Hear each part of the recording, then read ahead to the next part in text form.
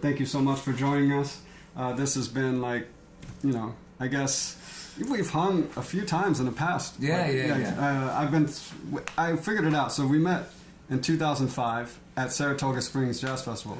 I don't know if you remember that. Was that you were playing? Was it like a Steps Ahead reunion? Yeah, but I thought we met before then. We might have. We played before then, and when he came over and played, I went, "Holy shit, this guy's a badass!" So it was a ball. We played some, and then I think there was a Steps, and you were doing something with somebody else. I was there with Liz Wright. Yeah, and great. And then we also played with met at. In Korea, I think. Oh, that's where we met. Another place. So that was 2005 for sure. Yeah. I was there playing with Joshua Redman, and you played with my band. It was with your band at the time. And it was like the Jerison Festival, 2005. Yeah. So then that's how we kind of got to know each other, because we bumped into each other at various festivals during the summer of 2005 and into the fall. Because it was like Saratoga Springs first, then the Jerison Festival. There's a lot of stuff. Like 2005 for me was like when I first arrived on the scene. It was like my year. That was like to this day still like an epic year for me. But I got to meet all of you guys, like all my heroes, like really in a different way, like not kind of backstage instead of like from the audience. Yeah. Yeah. Man, you came over, and when we jammed that time, we came over to my place. I said, let's play, and man, this cat was killing, as you know. Where am I looking there? We got all the different angles. Okay. So there's this angle. Yeah, right, so good. You're on. Actually, good. You can turn that a little bit and get it centered a little bit more. The front camera. Mike, you just were like so cool, and just be like, man, come over and play, and we just sat there for hours just playing tunes, and like for me that was amazing, man. Yeah, so it was like cool for me too. It was great. It was great. I told you I even transcribed one of your. I thought you were bullshitting. So I've told some students about that. I was like, yeah, Mike. I went over there and he was like, oh, just keep playing, and I'm gonna record this and I'm gonna transcribe it later. And I was like, he's messing with me, I was like, and then I transcribed you later. I left my stuff out there. But I walked in a 55 bar one day, and you were there. I forgot who you were playing. Slick.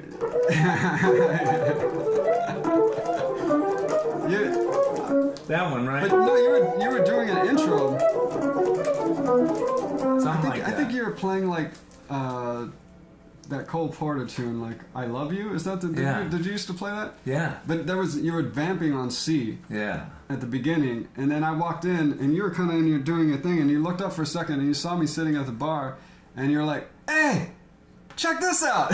And then you just started playing that thing, and I was like, he wasn't bullshitting. Like he actually was I a good student? Oh man, come on! Yeah. I just couldn't believe it was like I was in another world for a second. I was like, wow! I just walked in the room, and I like to learn from. I mean, as you know, we can always learn from everybody, exactly, but especially on your level, you can definitely learn. But we can all learn from everybody all the time. I'm learning all the time from my students. They me show me stuff all the time. They show me more than I show them. Well, that's the kind of thing. It's like you start inspiring each other and throwing stuff back and forth. It's like, yeah. But anyway, man, like every time we've hung out, I'm just trying to. I don't want to be that guy like asking you all these questions. I just want to play and like we hang and make it feel good, and so this is kind of like was my excuse. I was like, okay, I'm gonna ask Mike all the stuff I want to ask him. Because man, there's like so many stories. Like I mean, I'm sure that you have that. Like, I mean, in some things that you probably just only think about when people ask you. But like, so one of the main things I wanted to ask you is like, you were born in '53, right? Mm-hmm. So then, and grew up in like 1853. DC. 1853, man, nice. Are you a vampire, man? Yeah, baby. You're gonna live didn't know? You and Keith Richards, man. You guys are gonna. That's right. The world's gonna fall apart, and it's gonna be like you and Keith, like just like playing duo. In the end of time, man. You guys are like nothing stops you guys. Yeah. But like, but you were like so. what's interesting for me to think about is like there's so many guitar players that were born around the same time as you. So there was like Frisell, Scofield, you, Metheny, also Guitarists, like the guy I studied with at New School. You guys are all pretty much around the same age. So then you were all sort of a few of you were at Berklee at the same time, right? Yeah. Sko was like, I think a year or two ahead of me, like in terms of what class he was in. Right. And yeah, he's a couple of years. I never he's finished 51, there. like 1951. Yeah, I believe. and I never finished there. I went for a couple of years, then I took 1 year, then I took a year off and just played in this rock band in D.C. and a couple other blues bands and stuff like that. And then I so how did you get the blood, sweat, and tears? Well, then I went back to Berklee for a couple of years, which was great for me. And Pat was there, so I studied with him for one of those years. Wow. And Pat is the youngest of all you guys. Right? Totally. And he was already teaching. Well, like a 1 year younger. I mean, but you know. Yeah, but he was teaching there. That's crazy. Playing his ass off already. So and he was always very supportive. I mean, I went in and played all wrong notes, and he said, sounds great. So something he heard kind of was kind of inspired me to keep going. Right. Because I always got very critical. I still am about my playing. You know. Yeah. But that's kind of a good thing. It keeps you moving. You know. Right. Yeah. But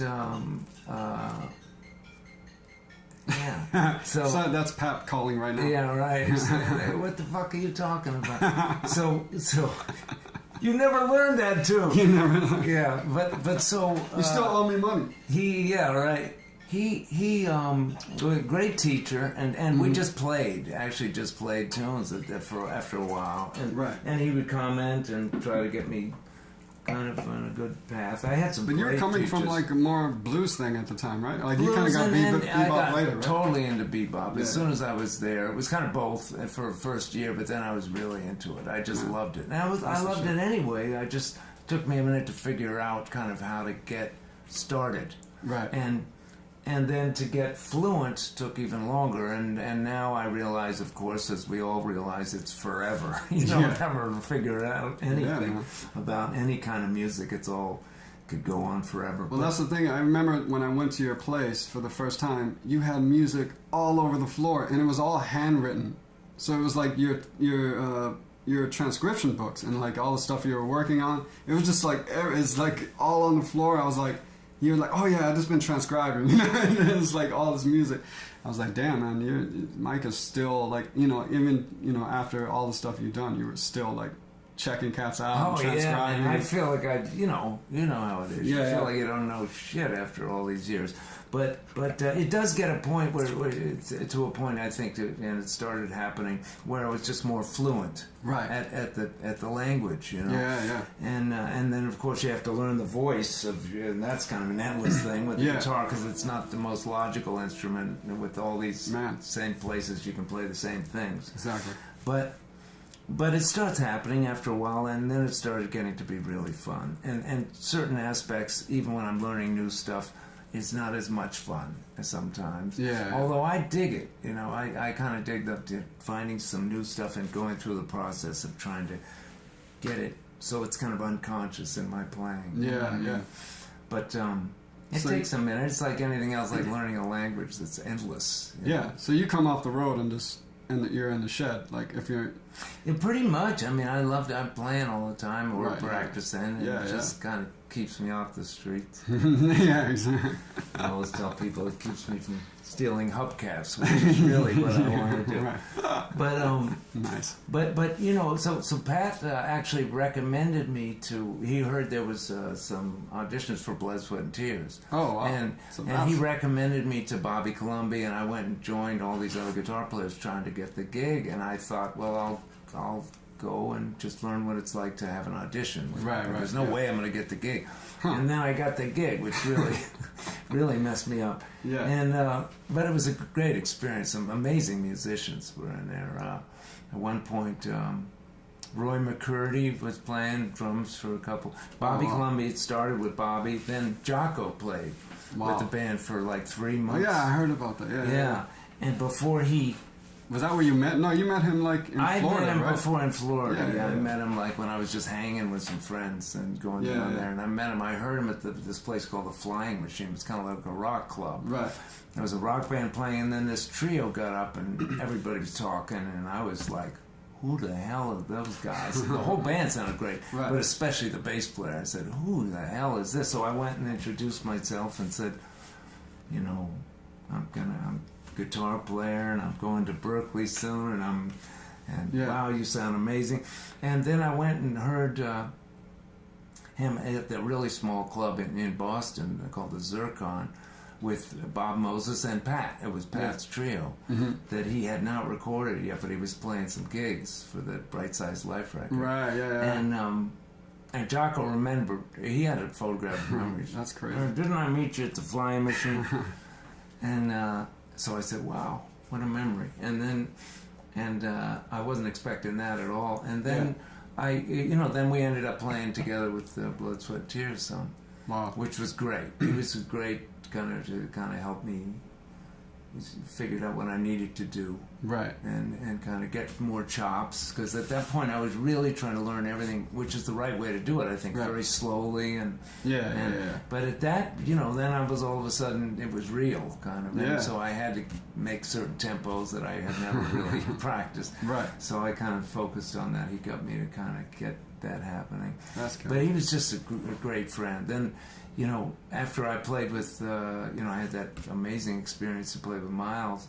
After I did that, I went back with Jaco and played in the Word of Mouth band. At that point, we were hanging all the time. He came up you guys to were New like York and super close, right? Yeah, really good friends. Wow. So I miss him on a friendship level. Yeah, of course, man. He was really a good cat. But you guys, Crazy. I'm gonna ask you about that too. But so you guys met playing with Blood, Sweat, and Tears. Then you kind of did the Billy Cobham gig for a second, right? Or is that, I did that, and then you got the Miles gig. And then I got the Miles gig from there. Bill Evans, saxophone player, amazing saxophone player, and a really good friend, recommended me to Miles, and Miles came. He brought Miles down to when I was playing with Billy Cobham at the Bottom Line, which is a cool club that used to have a very eclectic club, and Miles really dug it, so he told me to record with him. Right. And I did this one recording. He said, just play over everything. And I didn't really hear it, so I tried and tried. I said, I don't really hear that. I think it's done, Miles. It sounds great. I think they actually just left that alone on the record. Yeah. But then he did one last track, and it was called Fat Time. And, that's it, which is what he used to call me. I was weighing in at the time. That's right, man. You were chubby, man. Yeah, exactly. And now so he used to call me Fat. He liked my time feel, and he called me Fat Time for a couple different reasons. Also because I was big. But it was an experience, and I have to work with him. Amazing, obviously. I mean, I was always learning from Miles as soon as I heard him, which is way back from my mom used to play a lot of his records around the house, even before I got kind of really into jazz and started practicing. So what'd she say when you were like, oh yeah, Mom, I'm gonna go out on the road with Miles? Yeah, she thought it was cool. That's awesome, man. If I said that, my mom would be like, who's Miles? Yeah. see a rock and roll star? Yeah. Was he play country? Yeah, but Mac Davis. No, it was great. It was really great to play with him. Man, so what was that? What was it? Do you remember even going in for the first gig or rehearsal? Or? Yeah, did you go straight? It was up at his house on 74th Street or where it was. But is it true that the first gig you guys did was the We Want Miles gig, that recording, or was partially the first two, and then some from Japan. Okay. So we did some from Kicks. Which is the Tokyo stuff is killing. There's that's all on YouTube. Yeah. Yeah. Man, and so it was nice. It was a nice band. I mean, an amazing band. And the genius of Miles was he would just put people together. And Bill Evans had a lot to do with recommending. Band, Marcus. I think he recommended Marcus. Wow. And Al had already been playing with Miles for 10 or 11 years. it's fun to me for and me he kept, Al swings his ass off. That's not the thing, known but as a rocker, but man, can he if you rock? listen to that, it's crazy. Yeah. Like I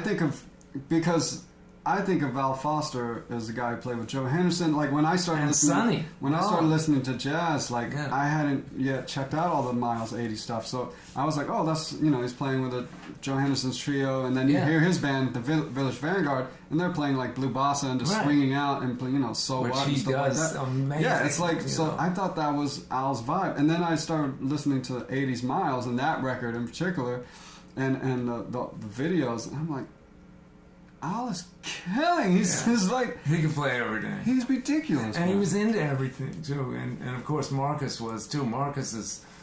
I think it's his uncle was Wynton Kelly. Marcus's uncle was Wynton Kelly? Yeah. Wow, I didn't know that. Related to Wynton Kelly somehow. I think it was his uncle. And I think, if I hope I'm not wrong about that, but I'm pretty sure I heard that. He never told me that, but I think somebody told me that. And... But he was all those guys were great. I'm sure it was a hang. They were just really great. Did you guys actually hang on the road? Like, I mean, like, 'cause some bands I play with, like, we all hang like a lot on the road, and some bands I play with, like, everybody does their own thing. Yeah, it was more like everybody did their own thing a little bit, and I was kind of doing my own thing. Some of those years are hard to remember. Exactly. So, man, I read, Wikipedia. There's like a quote from you saying, like, when Miles tells you to you got a problem, you need to go to rehab. It's a problem. Yeah, it's like when Miles tells you that. Yeah, it was a problem. It was definitely a problem. And he tried to actually. He was really, people know Miles as this rough kind of sometimes, hard-edged cat. Right. He wasn't like that, man. That's what I hear. I hear. I mean, of course, he had that vibe sometimes. Especially with people he didn't know, right? Like, yeah, but it was more. I think sometimes, sometimes a kind of a thing how he would kind of, he had a little, anger sometimes, or a little pissed off about this or that, or impatient a little bit. But a lot of it was just, funny. Yeah, it was a joke, Yeah, and he didn't really. It was. I think the way you could really figure out, to me anyway, the way I kind of knew Miles, even before I knew him, was from his music. You know, sometimes it's super sensitive. Yeah. I mean, always super sensitive. No matter what he was playing, he was always listening, and of course sometimes ballads that make you cry. Amazing, sensitivity. So that's what he was dealing with, I think. So that sometimes people get a little defensive, use that as a defense kind of. But he wasn't like that, and a lot of people. But you guys got along pretty well, right? Yeah, and he tried to really help me out, and I was like, I wouldn't have put up with myself in a band. I would not. I would have fired myself if I were carrying on like that. And he let me imagine hang all the for a cats while. he had been dealing with up to that point, like all of Wynn Kelly and like Coltrane and like all the cats that he'd already experienced so much of that. I feel like at that point he was probably like, this is just some regular. Hold on, you take a break for a second and come back to the band when you're like, It's. But he didn't want, he was also trying to get really completely sober. At one point, he had a health issue, and I was showing up fucked up on the gigs, and that'll do it. And he still let me hang for a while. I was surprised. So from my perspective now, since I've been sober for years, is that. How did he put up with me? I have no idea, but I'm sure glad he did for a long time. At first, we were getting high together for a while. As long as the music is killing. I've talked to, I'm not going to name names, but I've talked to some band leaders that are just like, whatever this cat does in his free time, but as long as he's there at the sound check and the music is killing, and he's there on the plane, he's like, that's the one thing. I missed a gig. Oh, shit. Almost missed a gig, and then Scope showed up, who I thought, we'd already played, and I love John. I love the way he plays. He's a great cat, amazing musician. And I thought he should have had the gig in the first place. I was certainly grateful because I knew about him from Berklee and from Boston, and had heard him a bunch, and somehow it didn't the luck the stars didn't line up in his favor right away. So I'm glad I got a chance to play with Miles. But then me and Sco played together with Miles. Exactly, yeah. And that was a ball, man. That was some nice stuff really happening. I learned a lot from John. I still do. And, yeah, he called the other day. He was excited that you were doing this, and he told me some killing Miles stories, man. I was dying laughing. Yeah. This is super funny dude. Yeah. But man, you got to tell that dishwasher story. Oh yeah. I went to right after I rejoined the band. He called me to rejoin it, because I cleaned up totally. Was that the only time that you had to take a break and just in general, I played with Jaco right after that. Oh, okay. So Jaco was actually taking care of me, so that's how bad I was. Shit. So, and then I finally just couldn't hang anymore. But it was that, or I was gonna. That'll be it. So you guys met up after you got. After I got sober, then he called me and I did some more gigs with him, about 9 or 10 months more gigs. Well, but you were in Florida. When you were in Florida and you went to see him or something like that? He asked me to come and record on a record, cool. And that they were doing, it was right before Marcus kind of took over and produced a new record for him. But this other record came out. It was just, Miles was always kind of recording from time to time.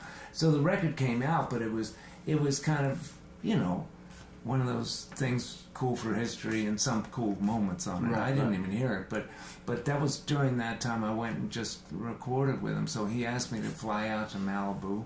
He flew me out there where he was living, and we hung out. He said, he was telling me he was really proud of me for getting, he said, you must be a strong motherfucker to have all that stuff. So I said, well, it was kind of, not me alone. A lot of people were helping me out. Mike Brecker, for instance, and a lot of other people who had been through that stuff, and kind of I asked for a lot of help, and Miles was just encouraging like that, and I said I go into AA, I go to Alcoholics Anonymous, and he said, oh yeah, I went to the AA, and I said, well, yeah, how was it, Miles? He said, I flunked. I got an F. I got an FF. And then he was cooking chicken for me, and then he said, okay, time. At that point, I lost a lot of weight, so he started calling me Time. Yeah, he couldn't call you Fat Time anymore. Okay, Time. So he said, okay, Time, now you do the dishes. So I started doing the dishes. I put the dishes in the dishwasher, put some soap in there, probably too much, who knows. Or something was wrong with the dishwasher, and it started bubbling up. All these, tons of stuff all these bubbles coming out. I said, Miles, what's wrong with the dishwasher? And he said, Time, ask me about a chord or something. I don't know nothing about a dishwasher. He said, ask me about a chord, some harmony or something I know about.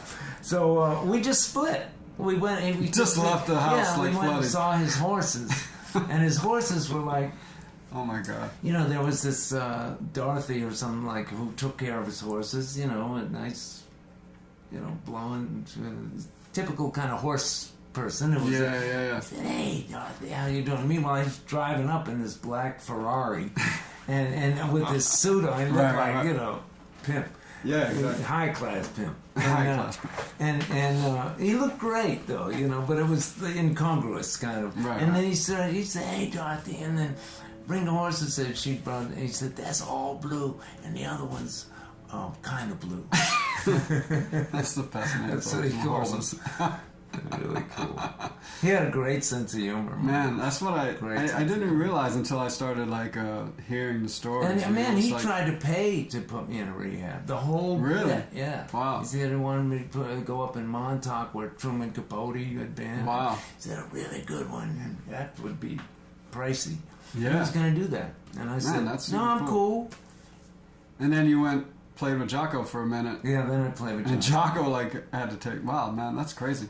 Yeah, had to take care of me, but we got along. So we kind of took care of each other. He was really pretty gone, sometimes. And sometimes he was the most together cat in the world. Yeah. You know, so what happened? Like, where do you remember where you were when you heard the news about? That was like 87 or something. I saw him at the. Was it then? Something like that. I saw him at the 55 bar. You know, he used to come in and hang, and we did my first record on Atlantic. I'd already done one record called Niche on some other record on Trio Records. It was a Japanese label.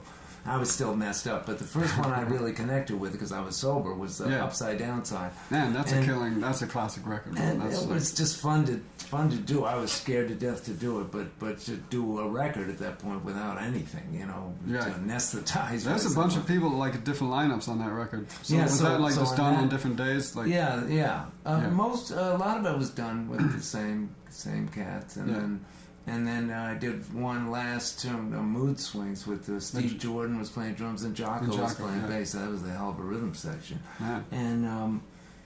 And Bob Berg played tenor. And I forget if there was a keyboard on it. I think Mitch Foreman was playing on that. It was an amazing keyboard player. But anyway, so we did that, and Jaco. At that point, he used to throw his basses actually down the stairs when he got pissed off. He threw one down the stairs of 7th Avenue South, which was Mike and Randy's club. He threw it down and trashed the bass. It broke into a bunch of pieces. And there was this guy named Kevin Kaufman who did sound for my band for a while. He's a luthier also. He plays guitars, and he used to fix all of Jaco's basses. So Jaco is calling from my place, and he calls Kevin. And he says, "Hey, Kevin, man, I'm sending you this bass." Meanwhile, the bass was trash. He said, "Yeah, I'm having a little trouble with it. I can't seem to get a sound out of it."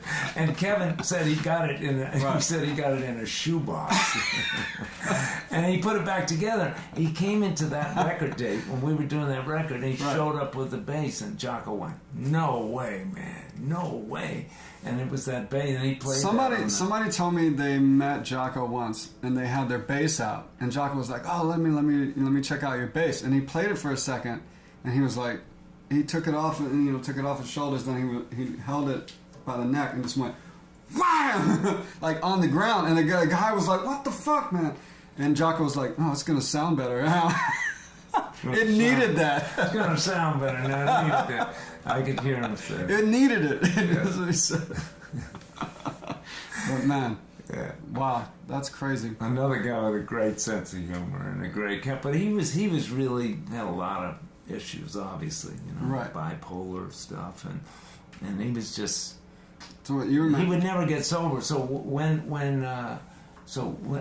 he came to the 55 bar like about 3 or 4 weeks before I heard he died. So I saw him, and he was really getting serious about it. He said, "Man, you've been straight for a while. It's been a couple of years now, man." And he said, How are you doing it?" And I said the same thing that I told Miles, actually. I said, "I'm going to AA." Jaco said, "That didn't work for me. I'd only gone to one meeting. You need to kind of do a little bit more than that." So I told him that. But he was really thinking about it. So I thought, he's really bottoming out. It's not working for him anymore. He's going to cool out. Right. And then I heard he got his ass kicked. Man, that's so bad. I mean, it just went through me like... Yeah, because you guys were like actually really close friends. Yeah, man. And I knew his dad and, and his mom a little bit, but his father and the brothers a little bit. Yeah, a lot of some cousins, I think, that still kind of hang at 55 bar. Even one of them, I think, was working there for a second. And his son does too. Yeah. His son's a badass bass player. Julius can play. When did the 55 bar thing start for you? That was, God, I don't know how many years ago. Jeff Andrews said there's this other... I was living above 55 Grand Street. Yeah. And that was a different place, different kind of hang. Everybody was there after hours. Yeah. It just stayed open all night. Right. And we were all... crazy. And should have been called 55 grams. but it was a cool hang too. Right. It was a great hang. I mean, and it was kind of magic if it hadn't kind of imploded, right? Because everybody was getting so messed up, including the club owners.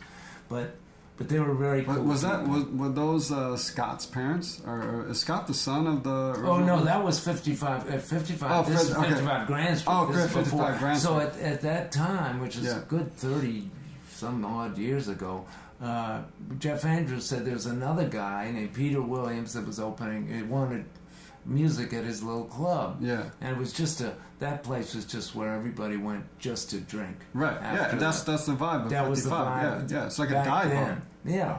And after everything else was closed, you could go there and smoke and drink. And when they stopped the smoking, it used to be like that all the time. We'd go in there and play. We were just playing duo. And then more and more people found out about it. I was free to get in, and then all of a sudden it was kind of a hang. Right. But a lot of people were interested in the music, and some people were just there to drink, and they would really get serious after we split. Right. They'd get really serious and drink a lot all night. And so it's, as soon as the smoking ended, in bars in the city, that place became more of a music club. So then Quiva Lutz. That bought that from Peter Williams, and then Scott Ellard got that from, and who's her son. Yeah. And got that from I think Quiva was still around when I first moved to town, and then and she died. She died from cancer. Yeah.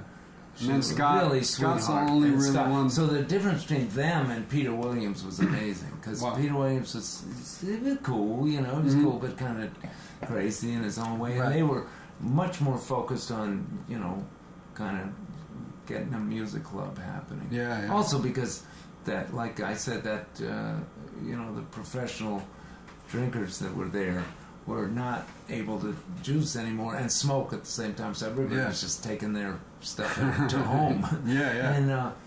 And so it just became more of it. But they were the right people to get involved. I hope it stays open through all this. Oh man, I know. Because that's really, places like that are hard to find nowadays. Little tiny clubs that don't cost anything. I mean, all jazz clubs are great. Yeah. But this one is there's something special about 55, or there's something about thinking that the roof is going to collapse from on top of your head, it's just like you're kind of playing the gig and like, holy shit, I hope tonight's not the night, it's like just like one more low E on the bass and this is the whole thing is going to collapse.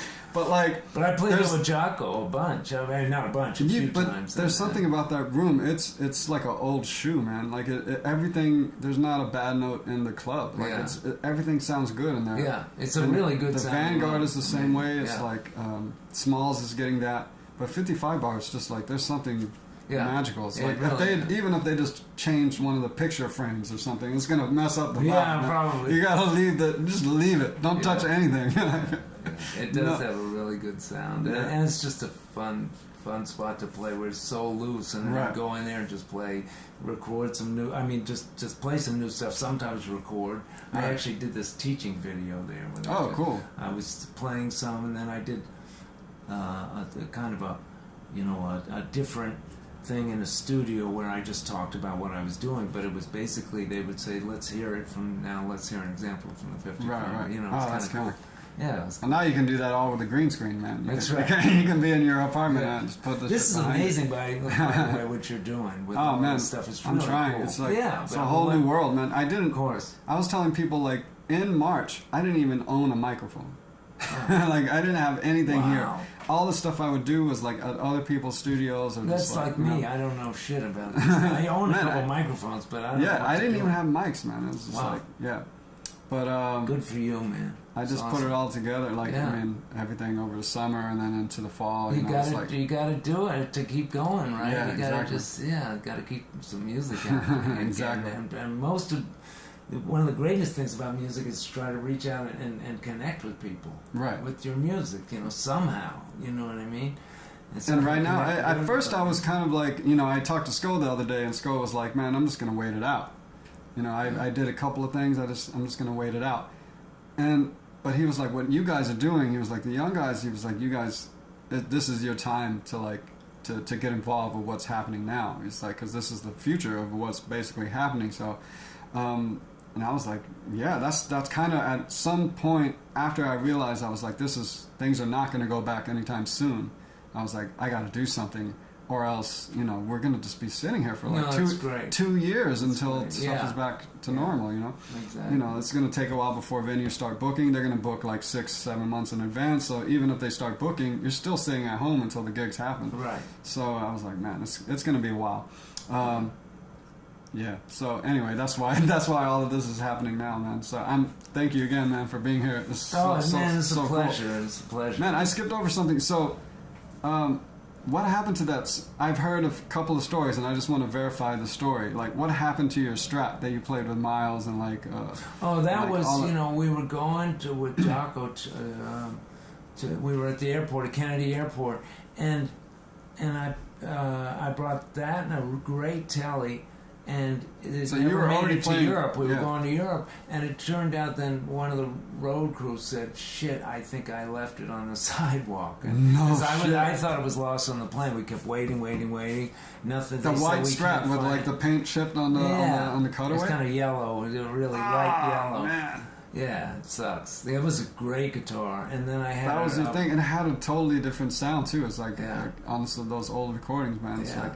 Yeah, great sound. So I've heard it was like stolen from you, like that was a Tele that I had. That was Roy Buchanan's old guitar in Boston. Somebody pulled a gun on me. That's crazy. That's the story I heard. But I heard it was the Strat that you played. No, with it was the Tele that I had. That was a beautiful guitar. It was Roy Buchanan's, and I got it from Danny Gatton. Okay. Oh, because I knew Danny in Washington D.C. He was an amazing guitar player. What he did, I mean, especially the country stuff. Right. Phenomenal, man. This guy could sound like a banjo licks or pedal steel, and he played all those instruments. And he put that stuff on the guitar. So, and then he did some jazz kind of stuff. That wasn't my favorite stuff, but whatever he played, he was an amazing player. Oh shit! So Roy had some stuff too, soulful, bluesy, right, and amazing. So then the choice to go to Tele's was just like the sound. It wasn't because like. Yeah, I was like, maybe they stole that Strat, and Mike was like so bummed that he was like, I can't even look at another Strat. I just gotta change. No, I had the Tele before. That got ripped off. Then somebody made me a Tele that looked like that. It was actually a guy that was a club owner there. He owned a place called Michael's. His name was Michael Aronson. And a lot of kids from Berklee used to play there, including me. And even after I got back from Blood, Sweat, Tears, I would play there, when I was off, and still living in Boston. And I was playing a lot with Jerry Bergonzi. Sometimes we Jerry's cool. That was so much fun, man. What an amazing, amazing player. And so Michael Anderson had seen me play with the other guitar, and he kind of made me something kind of like it, which I used a lot. On the Upside Down side, I used that. I played it a lot. That's the guitar, And then Yamaha approached me about doing a signature model, and they made me something similar to that one.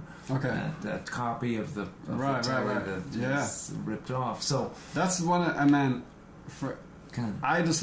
I picked up that guitar the other day, and when you came over last weekend, I couldn't believe how heavy it was. It's pretty heavy. It's like crazy. The more wood you have with solid bodies, it seems like the warmer they are. Yeah, so I like that. Well, that's the kind of thing with that Les Paul that I have. It's heavy as hell, man. Yeah, but it's crazy, fat sounding, warm and dark. Yeah. I like that sound. So man. So this has that more so than otherwise. But I was like, man, I would throw. I don't know if I could play one tour with that. Far, that hasn't thrown. My back goes out sometimes, but that is not the cause. Yeah, believe it or not. That's crazy. Yeah. All these years, man. Yeah, it's like it's getting harder for me to stand up and play, man. It's like I know it hurts. As soon as I sit down after a gig, it may be better to stand up though. Jim Hall, we were talking about Jim Hall. Yeah, exactly. He used to hunch over all the time on his guitar. Yeah, I couldn't believe how hunched he is. And then he had to have titanium a bunch replace parts of his back. I don't know. It was a big deal. That's painful. And he kept playing. He was a trooper. Well, how did you meet Jim Hall? Like, I met Jim just in New York. I was a big fan, of course, and then I just met him. And then one time he asked me to play at the Blue Note and with him, and I kind of chickened out. I was scared to play with him. So, really? But and then I did a record with him. It was kind of a strange unfortunately, it seemed like it was a weird. I didn't know anything about microphones. Like, you know, I'm better at it, but at that point, so I brought this stereo sound, my sound, and they put 2 mics, but they were like condenser mics for acoustic guitar. They put them in front of my amp, so it didn't really translate. But it still came out cool. It was a fun. It was called Dialogues. The record was and the music is just. I was on a couple cuts in it, and Bill Frisell's on there, Joe the Bona, and then Jim did a week of inviting everybody. Tom Harrell was on there, and really cool. One night at the each night at the Village. We got to show. Are we able to show that? And that cover with you, you and Jim Hall, man. That was the best. So that was like they said, well, we want to do this cover, Jazz Time. They said, and we want you to jump like you're rocking. And Jim is going to sit there. And I said, I'm not doing that. That sounds corny as hell. Let's just either sit there together or why'd you get Jim to jump? And I was joking. You were joking. They asked him, and he said, okay. And he did it. He did a Pete Townsend. That's an amazing cover, man. And Jim, it just goes to show you, he was the most open-minded cat in the world. I mean, he has priorities, and obviously the way he played, but it was so open to all kinds of stuff. Yeah. You heard that one when he did with strings, and Jim did Purple Haze? Did you I don't think I've heard that.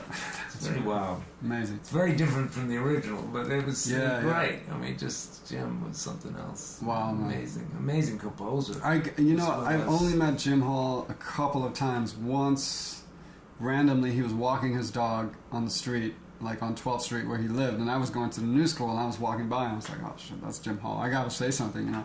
And that was like, and then another time, I think he was playing duo with Peter Bernstein. And I was playing with the new school band or whatever, and so we did some kind of big event, and like the band played, the school band played, and then Jim and Peter played. I heard that tape. I had a copy of that tape. And really? It dissolved, you know. Oh, right, yeah. It's old. What an amazing... From the new school, right? Was it It was some event at the new school, but I think it was after I had graduated. For a few years, the new school would call me to do all these, like, alumni events for a second, and so I would do those, and one of them was, there's a bunch of different people playing, and one of the acts was Jim Hall and Peter Bernstein. That was so great. Yeah. Pete is amazing. Yeah. He's got that, you know... sensibility to play kind of in that same... He's got his own style very much, but it's that same kind of poetic. Yeah. It's really, really amazing I love thing. Pete's playing. Yeah, me too. I'm a big fan of his forever. Yeah. I keep threatening to give me lessons, but... Oh, man. But I think he's so cool. He wrote me when he knew that you were coming on. He was like, oh, man, that's so great. Mike's going to do it. You know, he's like, man, call him up. He's awesome, man. Yeah. He's awesome. You guys did that. I gotta. Yeah, he did the first live stream from here. Wow. Speaking of, I don't know. Do you want to play them some stuff? Yeah. Are we set up to do that? Would they? I just have to make sure that they hear it. It has to be through the. Are you using the? Oh no, we're not using the baby face. So then there's no way for them to hear it actually. Well, then, yeah, we'll do it after. Unless we would have to play it through the speakers. That would be the only way. Yeah. It's better to do it after. Yeah. Yeah, I mean, so, what we're going to do is just, like, continue talking, and then, like, right after, I'm going to set up to have what we recorded streamed. At least the first part of it. And what we did today is going to be up probably next Sunday. Great. That's cool with you. Yeah, it's because it's Thanksgiving holidays, and like I'm going back to Houston, and I come back Saturday night, so it's a little bit. But I'm sure everybody wants to hear some playing. Oh yeah, they're gonna hear some playing, and we'll play a little bit now, maybe. Yeah. Yeah. So, but man, so that takes us pretty much up to like when you get signed to Atlantic, I guess. Yeah. Like 86, 80. That was 86, that first record, right? Yeah. Upside Downside. Yeah. Man. And then I was lucky as hell to get to have a, you know, it was a different time too. So they were looking for people to sign. So I mean, Atlantic, that's a huge company. Yeah, it was cool, and I hung there for like a lot of years. I did 10 records with them. So. Right. Who was Brecker recording with back then? It wasn't like Impulse, was it? It was like Impulse. Okay, Mike cool. was recording with Impulse, I think. But then even before that, it was with the Brecker brothers. It was somebody else. It was some big company. Again, I forget what it was. Those records are on, but right. Yeah, he was always playing great, and that was a real treat to play with him, and we were really tight. Man, that band sounded ridiculous. Yeah, man. That was a really fun band. Amazing. Yeah, I didn't realize that, I was checking out some videos, and I sent Joey Calderazzo a message, because I knew Joey was playing with Brecker, but I didn't realize that it was doing it at the same time you were in the band. And also, I was watching this video, and I was like, who's that kid, like, on the side of the stage? And then he just, like, starts playing the keyboard, and it's like Joey. He looks like he's like 15 years old. Yeah. And I like made a video. And he was young at the time when he started and playing unbelievably. And and of course, it he plays sounds even better now. Insane on all those records. Yeah. And but I sent him a message. I was like, dude, I didn't realize, like, I knew you were young, but I don't think I had ever seen it. You look like you're like 10 years old, man. And it's like he's just up there and he's just like, what's going on? I'm playing with all these cats. But I mean, he's killing it. He was killing it. Joey was amazing. It was fun. And Adam Nussbaum and Jeff Andrews. Yeah. It was a great band. Man, originally it was Kenny Kirkland. Really? Yeah, and then he got a gig with. I heard some of those records. We did a few gigs with him, and he was on Mike's first record. Yeah. But we were playing some gigs with him, and then he got a gig with Sting, and that was paying. Of course. Yeah. So obviously, he said thanks a lot, but no thanks. So. Right. But we had a ball playing with him. I was real was tight with him too. Amazing. He was a great cat, Kenny Kirkland. And it was really sad, also. Yeah. But he left some great music with us forever. Exactly. Yeah. And but Joey, man, he just came right in and tore it up.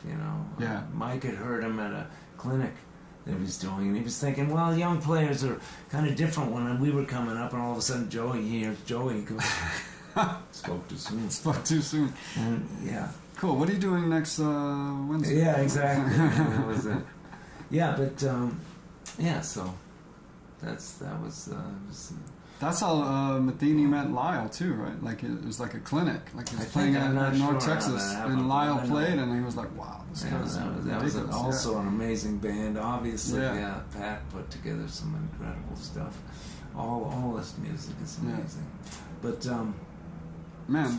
But I've been lucky to record a bunch of records. I guess. Man, everybody has almost played on one of your records. It's like all the greatest drummers, like Erskine and Dennis Chambers, and like it's just like the list is crazy. Yeah, I got a lot of great cats. Bass players too. I figured if I'm going to do a record, I'd be my excuse to play with some of these cats that I loved, or that I was touring with anyway. I was touring a lot with Dennis over the years, and then with Weckel also, and did a few gigs in Denmark with Erskine, and we played sometimes at 7th Avenue South. What a great drummer, man. What a great musician. Yeah. He's awesome. Of course. He can do pretty much anything. Anything. Really anything. And do it well. Going to his place one time, and he had these charts of classical stuff he was playing, reading. Wow. Amazing, like impossible to read. He would just tear it up. So, really brilliant cat. But, I felt very lucky to be able to do all that. Still do, I feel like I mean, what you've done like 18, 20 records, like on your own, something like that. Yeah. Maybe. When did you meet Bona? Like when did that? Richard, I met in we were playing a gig. I was playing a gig with Bob Berg in Europe, or maybe it was Israel. Maybe it was the Red Sea Jazz Festival. Yeah. Oh man, I got a nightmare story from that place. And I met Richard there, and then we did a record together. We did Voices, and then he played on a couple more. Yeah. And he really inspired me to kind of go for some of because he could hear how I was writing some of the tunes I write. I'm just singing along. Exactly. Yeah, it makes so much sense when you hear it. Yeah. Yeah. So then he said I could sing that stuff, and he sure did. And then he adds these harmonies that are just unbelievable. I saw you guys at 55 Bar once. And of course he plays his ass off. Yeah, yeah. Man, it's just that dude is insane, man. He really is. He's one of those guys when he comes in the band, like it kind of a little bit turns into like his band, like almost. Yeah, like it's like, of course. He's singing let him go. He's man. just singing and playing, and it's just like okay, let's just let him go. Everybody, yeah, it was amazing. Yeah, it was really fun. So we've done a few things together, which is. I hope we get to do more. We did a DVD also together with. Nice. Guess Dennis. Yeah, Dennis and him. It was a nice hookup. And Bob Franceschini was playing. Right. Another great tenor player. Yeah. I've gotten so much from horn players over the years. You too. Of course, man. There's so much line stuff you play. Yeah.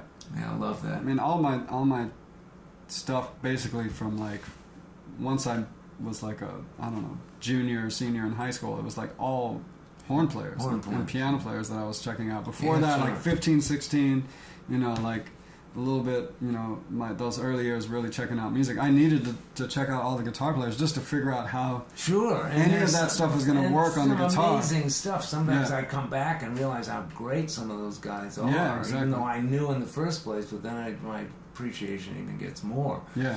But a lot of those cats were listening to horn players too, Yeah. I mean, Wes phrased like a horn player, or piano player. I don't know what was up to, what kind of water he was drinking. That's my memory. I mean, that cat, forget it. Yeah, that was like all the first stuff that kind of made the guitar make sense for me, like jazz-wise, it was Wes, because Wes's tunes, he wrote like almost in that same way that Monk wrote, where it's like the tunes just sound good already. You just play what's written on the page with the same rhythms and basically similar voicings, and it's going to be funky and groovy. It's going to be great. It's not like a standard where you're going to like, well, if you don't voice it right and your rhythm is off, because the rhythm is so vague and the harmony is vague, it's going to sound terrible. But a West tune, you can just play it note for note, and it's killing. Yeah, totally. Yeah, and that's what I dug about West. It was like it made me sound like at least I knew sort of what I was doing at the time when I was like listening. I mean, and it taught me how to look at the guitar and like voice and like play rhythm and stuff like that. Yeah. Like, I mean, all the soloing stuff. I used to transcribe all that stuff. Yeah, I can hear it. I hear a lot of other stuff. You got your own stuff, man. You're really playing your ass off. Oh, man. It's a treat to play with you. It's really, it's great. Really we both have. When I first met you, and well, it was a little bit later. I was just, if I had known, I definitely would not have done this. But like, I remember when I put out my first record, and I went up to you, and I was like, "Hey, man, I finally released a record." Or not finally. I was like, "I just released a record," and I gave it to you, I think, or I told you the name of it, and you're like, "Between the Lines." He was like, "I got a record called Between the Lines," and I was like, "No, really?" He was like, "You were like, yeah." That's cool, man. It's a great title. Why not? And then later, I was like, I looked and checked out the record, and I was like, oh, okay, Mike's record got, it was like Grammy nominated. I was like, damn, I would have never called it Between the Lines had I known that. Yeah. Oh man, that record is amazing though that you did. You played it for me. I was playing you some of my stuff. And I think that's what it was. When we got together, and you were, I love the compositions, and the playing, of course, is ridiculous, but the compositions are beautiful. Yeah, that was a fun. You wrote all of them, or most? On that record, it's all my stuff. Yeah, beautiful, man. Yeah. Beautiful stuff. Wow. And then you played me some stuff off of Who Let the Cats Out, and then Big Neighborhood was about to come out. And you were basically, I think it had been mixed and mastered, but it wasn't released. And you played me all that stuff with Eric Johnson and like Steve Vai. And I was like, wow, holy shit! It was interesting. How did you meet that? How long have you known Steve Vai? I didn't know Steve, but I knew Eric, and then I just had an idea that why don't I just hook up with him? It'll be real different, right? And we'll make it work, and we did. Steve knew everything. And Eric learned all the stuff too that I said. It was a couple tunes. Yeah. And Steve was a little trickier, and he ended up playing the heads. He sounds great on. He really sounds good. And you sound amazing. He's a good jazz player. That's not his main thing. Yeah. But whatever he does was amazing to really, really good stuff. And of course, what he does is he's great at it. I mean, he's got his own thing, Yeah, it's totally sounds like everybody sounds like so much like themselves, like on that record. Yeah. And then you played it when you first told me about it. You're like, check this out. I just did this record and Steve Vai's on it. I was like, wait a minute, like. But then it makes so much sense when you listen to it. It's I like like putting weird stuff. Yeah, it's killing. I was just sitting there like we had just played like all these bebop tunes, and then you put that record on, and I was like, wow, this is killing. More rock stuff. It was fun. Yeah, it was fun. And Weckel plays that stuff too. He was on those tracks. Yeah. And Lionel Cordew was also playing on a couple. Great player. You know him, Lionel Cordew? I've never met him actually. Yeah. Badass from here, from New York. Yeah, so many. Another cat I played a lot with was Richie Morales. So I did. There's a couple things on that live educational video that I did a long time ago with the 55 bar. It's another great player, man. He can swing his ass off. He rocks his ass off, and it's all, you really hear it, and you know that's what he's doing. I mean, he's really into both worlds. Right. The way he does it. Yeah. Really special. Yeah. But so all the records you did, so the standards, the standards record, that's kind of the only one where you really, at least that I'm thinking of, where you really just play all standards, right? I did some on Give and Take was kind of some of my tunes that I wrote over standards. Okay, And then we did some standard tune. We did Oleo. That was my introduction to you, was that standards record, because I mean at the time when I was starting, like people were just like, yeah, you need to hear guys playing standards, like, so it was like I bought some Metheny records and Scofield records and your record, that record in particular, so like, just of you guys playing standards, and that was like kind of my introduction to like what, besides the West stuff, was like, oh, this is like modern jazz guitar, like playing these old standards, it's like super, super cool for me to hear and like learn from, and like, just have it that, documented. I mean, yeah, in a new way, because it was like so much stuff. Of course, you could go back and listen to Johnny Smith and listen to, and listen to all the cats, like Jim Hall, of course, and like, but this was like in the 90s, man. It was like, just had happened. Like, I think I started playing jazz like 95, 96. Wow. So then, it was like, oh, this is like 3 years ago, man. It's like, so all those records, man, it's like, that record in particular is great. It's killing. Thanks, man. Thanks, man. Appreciate it. Yeah, that was fun to make. That was with Al Foster. Yeah. And he had just got back from Japan. Because he was in Japan for a while. He got busted with something. I heard about that. He got banned, like 10 years or something, or like how long? He was not 10 years, but a couple of years. And okay. Everybody's trying to get him out. I don't even think it was his fault. I don't know what happened, but he finally got out. So I called him, and I just heard he was back.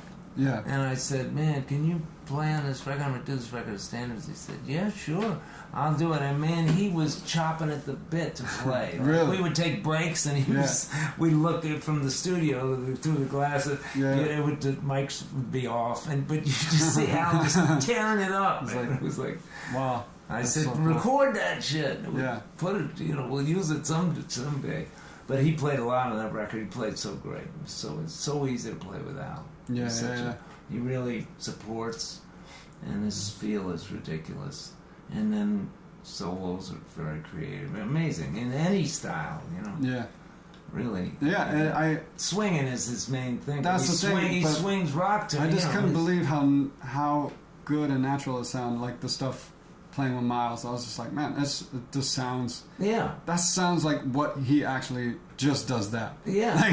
The music is music. Like a lot of those cats. It doesn't take long to kind of do either or. It's just basic groove feel. And you just play stuff a little harder or something. It's a little bit more deliberate or whatever. But he's exceptional, man, to say the least. Right. cat is amazing. Man, so we got to see Leni today, like she when we picked you up. But man, you guys have been together forever. Yeah. Like, did you meet at Berklee? Because she was kind of there. Yeah, around in the same Boston. time? She was there, and I was still playing with Blood, Sweat, and Tears, I think, when I met her. Yeah. So I had kind of left Berklee, but because I didn't finish, like I said, I went 3 years total, and then got that gig, and so then I just kept kind of just playing. Yeah. And so I met her there, yeah. And through Bill Frisell kind of introduced us. Oh, really? And then I just met her and we got really close. And then she had her student visa was about to expire, and she would have to go back to Germany and get another visa or something. And I said, no, let's get married and I'll get you a green card. And so we did. Yeah. And then it just lasted forever. It's been 40 years. It's been 40 years, man. That's crazy. And she's the greatest. Yeah. It's just a good chemistry, to say the least. Yeah. So we've been doing gigs together too. That's really cool. She's so into experimenting with different music and finding different music. She's doing this whole thing with African music now. Yeah, of course. And it's smoking. It's really, really beautiful. Nice. So yeah, it's working out. I was like, on so many levels. I was like, what is the secret, man? Yeah. Like, I guess I was like, how is this working? Like, two guitar players together for so long. And also, we were strung out together. She was strung out with Jaco, in those years too. And then we got sober together. And most people say once you do that, if you're strung out together, the relationship won't, because your main interest was. But I think that they actually just love conquered all. That's the reason I got sober originally. That's amazing. For Leni, because she had to get cool, and so. She did first, and then I kind of followed. I said, "There's no way I can keep doing this and be cool to her." Yeah. And then I got into it for my own sake, because you have to do it for yourself. Yeah, exactly. Well, I mean, but the thing that made life is full of kind of really hard things as you go along. Like I had this injury. We were we got to talk about hand, that, man. And I fell about. 4 years ago? Yeah, 2016 or something. 2016, and fell on the street over some construction you couldn't see. It wasn't even supposed to be there. Tripped on that. I was kind of crossing the street kind of fast, not running, but once I tripped, I kind of ran faster to catch my body as it was going towards the sidewalk. Exactly. And I fell really hard and broke both these. I think I fell like this to protect my hands, and the shock goes up here and broke both the humerus bones here, the top bones connecting to the shoulder. And this was clean, and this was kind of a disaster. This was broken in a bunch of places. And it's very rare, but I got nerve damage from that. So this is what I'm dealing with now. So I have to use these picks with glue. I found this way to do it through a friend of mine, Ray Levere, who he's an amazing drummer that has hands that stop here, and he plays with something. So I found out what it was. It was wig glue. It's really not bad for your skin. Donald Trump wears it for his, and so it's not bad for your skin, but it's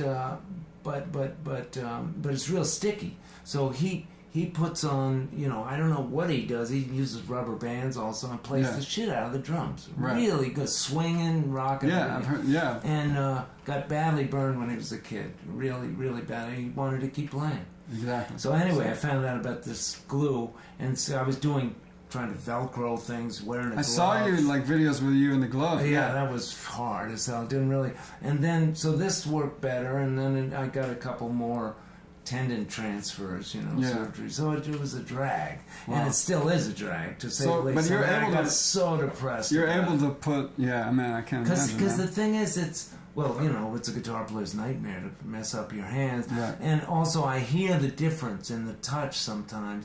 Most people don't. They say, you sound like you always did, and the ideas are coming through. So you have to kind of focus on what you can do rather than the little tiny things that you used to do. Right. One thing was that I used to play more with my fingers sometimes, and I can't do that. So I just try to do it with a pick, the same thing. You just adjust and focus on what you can do. So. But you're able to put pressure on the pick, and so... Yeah, enough, but I wouldn't be able to do this. They would slide around too much. Okay, I see, slide around. And you never in a thumb like one of those. I picks, tried that. Yeah. It's too.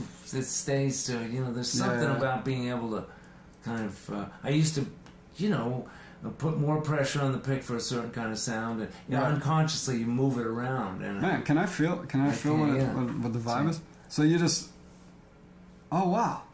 So it's a drag. So like, you'd notice that it's a drag. It's like, especially when you put some fresh glue on, which you need for a whole gig. But it kind of it's there. It's there. I mean, as long as you can pull your fingers together, you just can't squeeze it, I guess, to get like a. Exactly. You but can, you play, but you kind of alternate pick anyway. So it's like. So actually, it's like if that happened to me, I would probably be out of commission completely. Yeah. But well, you'd probably find a way if you love it enough. You'd do it. And I so just you experimented with a bunch of different ways, basically, to get to that. Yeah, and.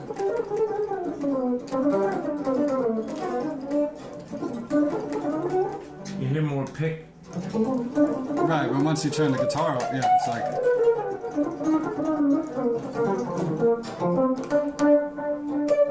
Yeah, when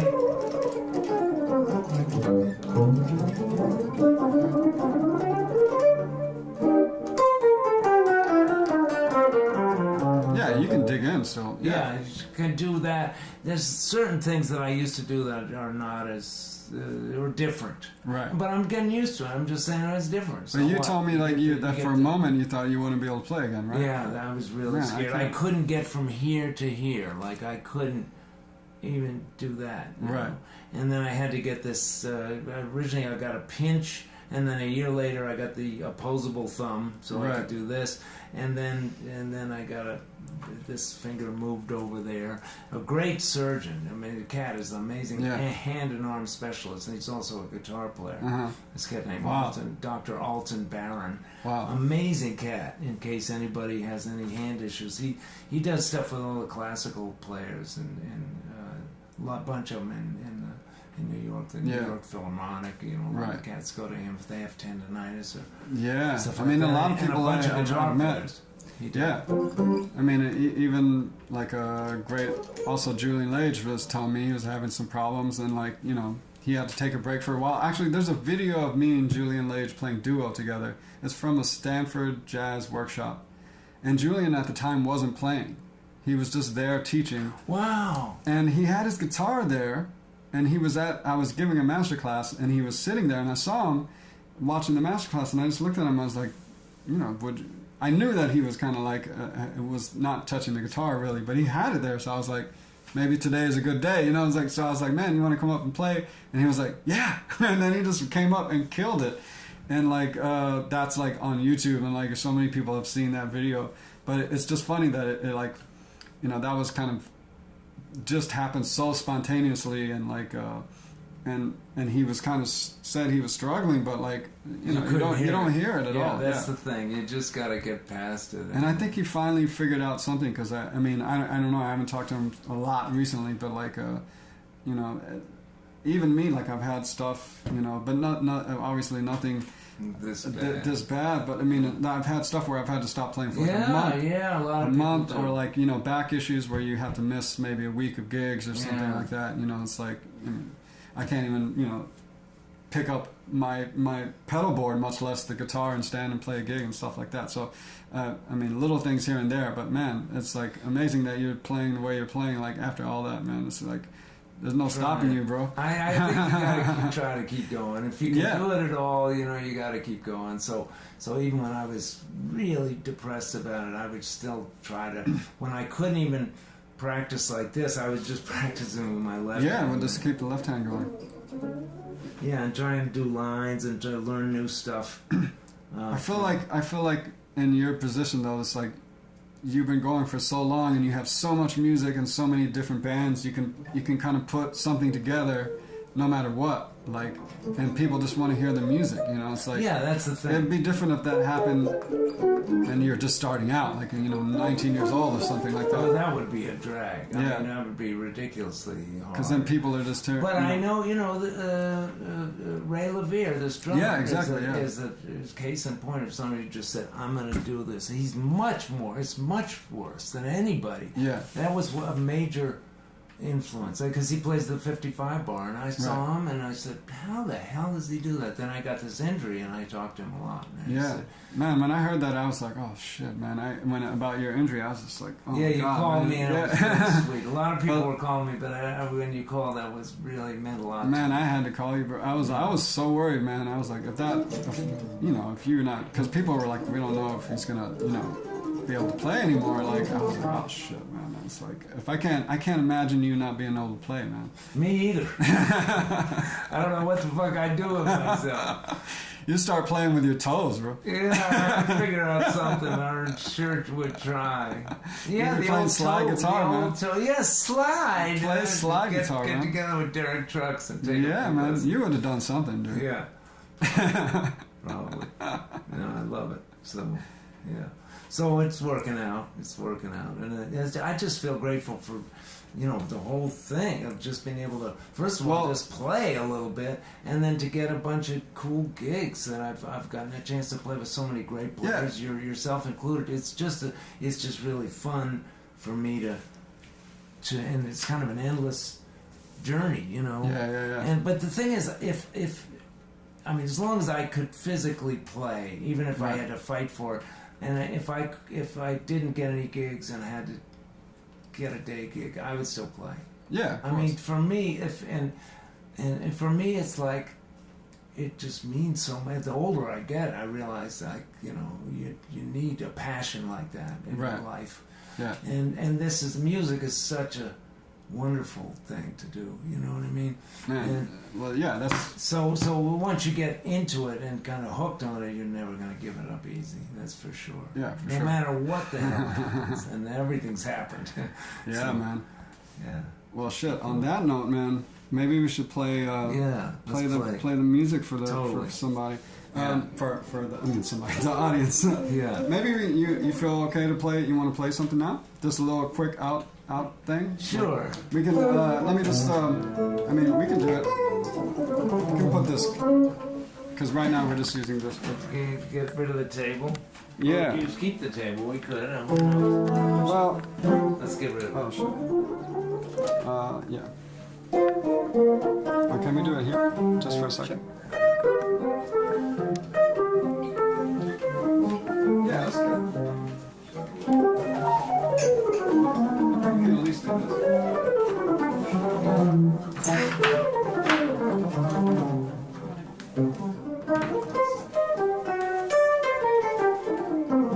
Maybe. I'm just gonna put it over on the side. All right, bro.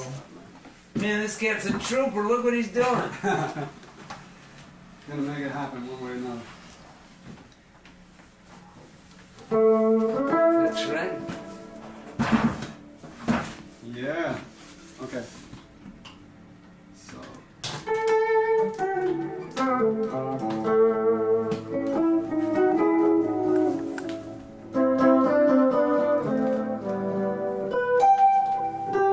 Make this lower.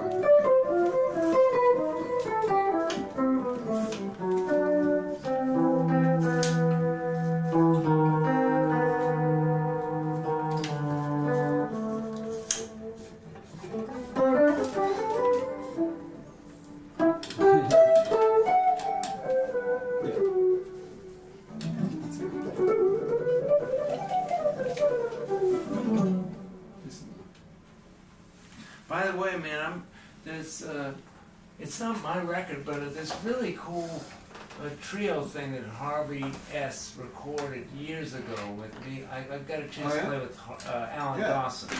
Oh, nice. Amazing drummer. I mean, Tony Williams, all these exactly. cats. And incredible drummer, too. Not just an amazing teacher, but... and it's coming out with a bunch of trio stuff that we did. Oh, it's kind of cool. It's kind of cool. When is that coming out? I don't even know. It's Harvey's record, but he recorded it, and it's good enough to so he wants to put it out. So I heard a little bit of it. It was just great to hear that rhythm section. They really hooked up and swinging their asses. And Alan, wow, what an amazing drummer. So it was the only time I played with him, but boy, was that fun. Yeah. Every time I'd kick on the distortion, he would have his suit and tie on, but he would be Yeah. He'd love it. Same thing. I had the same experience. I played with Elvin Jones once on a I played with him like some kind of jam session one time, but recorded with him on a Blue Soul-Off record. And it's called Yesterdays. And we did it all live to 2-track. It was just live. Yeah. And it came out cool. It's real raw, but it's cool. And Elvin was killing. But every time I turned on the, he was. Every time I turned on the distortion, he was grooving. He really dug it. And we had a ball, man. It was fun. I was actually going to do some gigs with him, and then. Oh man, it's killing. Our schedules didn't line up and all that stuff, and then he wasn't well enough to play. He was playing almost till he passed. Yeah, but I heard. But it was just there were too many other things, and I would have loved to. He was one of my favorite drummers in the world, of course. What do you want to play? Just the blues? Sure. Or we can just do the. What did you want?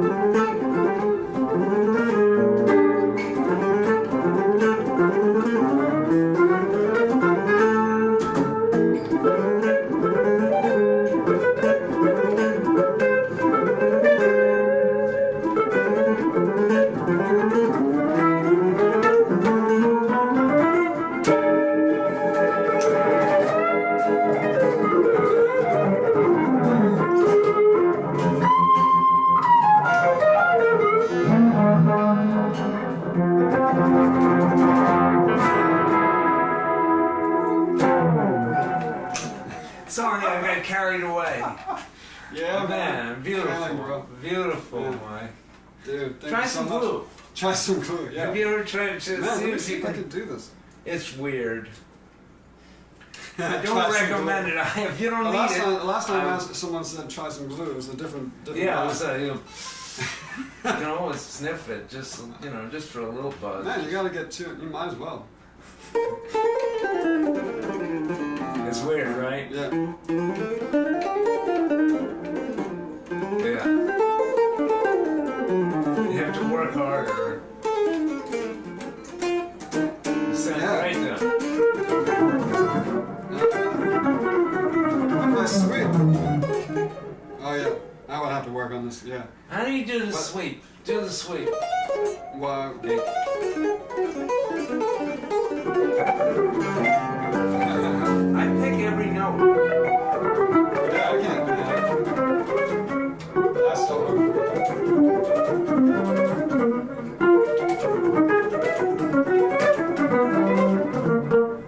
But you have the tape pretty high up. Huh?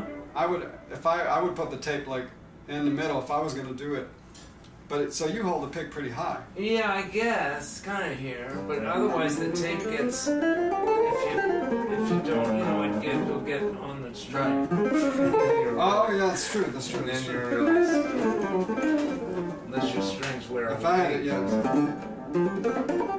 Yeah, you see what I mean? It's tricky. Man. It's all right. Yeah. It was just certain. See, I have to pick.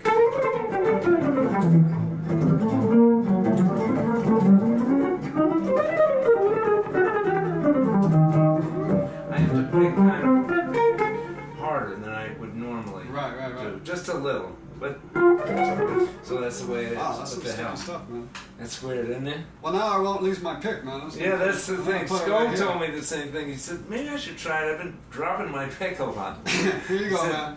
This is the vibe right here. Yeah, that's it. Then you won't lose it. You can just Look, that shit has happened to me before. I've actually walked out of the house with, these things start, around the house. I start sitting, on my ass everywhere.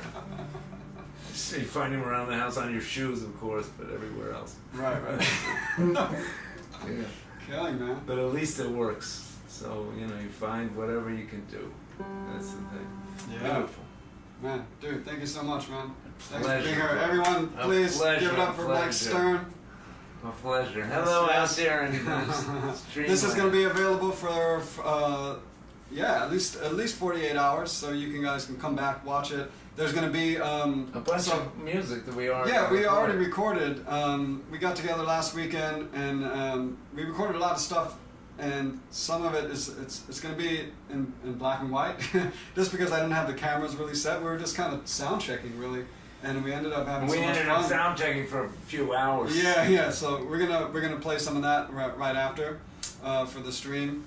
And so you can come back and watch that. You'll have a few days to watch that. And then, and the interview will be up. I think I'm just going to leave the interview up because, I feel like people should...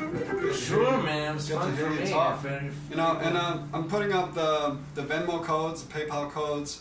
All that information should have been in the description, but just in case you're still watching and you're checking out the music, that's for Venmo to keep this channel the channel running. And of course, yeah, he had to buy some new microphones today, didn't you? Yeah, he's getting a whole thing. I have to take care of a bunch of mics and also Mike Stern. So yeah, a bunch of mics here, two mics right here, and then of course PayPal.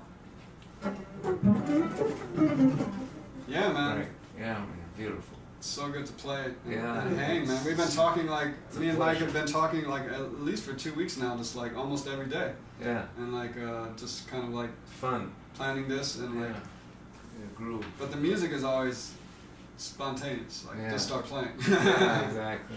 Yeah. So anyway, thanks everyone for joining us.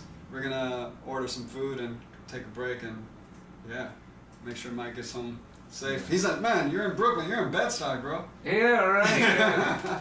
When's the last time you got to play a gig in Bed-Stuy or in Brooklyn? Not that long ago. Oh, that's not bad. No, I'm not sure. When was it last time? Well, I was on the road. Most of the time when I go on the road, it's Europe.